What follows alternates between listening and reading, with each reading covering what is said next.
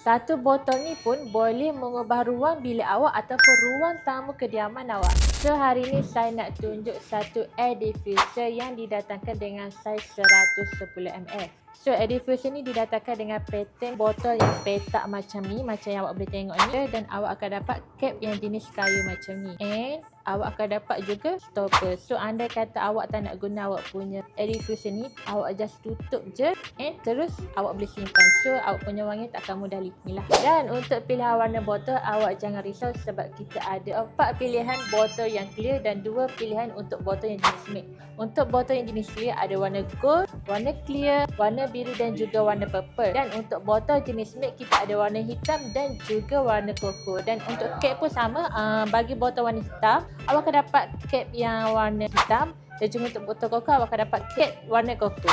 So macam mana cara penggunaan air diffuser ni? Senang je. Bila awak dapat dia punya packaging macam ni, awak just buka and awak buang dia punya stopper ni. Lepas tu awak just tutup balik dan awak masukkan stick ni. Stick ni awak kena beli asing tau, kita tak sediakan. Awak kena beli asing. Dia punya wangian ni menyerap dekat stick, lepas tu barulah wangi tu akan merebak satu ruang tamu awak. So macam mana cara untuk awak dapatkan botol air diffuser yang cantik macam ni?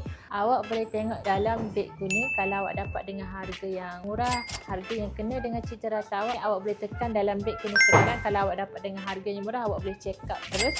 Dan untuk orang Kota Baru macam biasa, awak boleh datang walk in di N-Cash Perfume Maker. Dan jangan lupa saya punya tagline, N-Cash Perfume Maker bukan sekadar wangi, ini signature anda. Bye bye.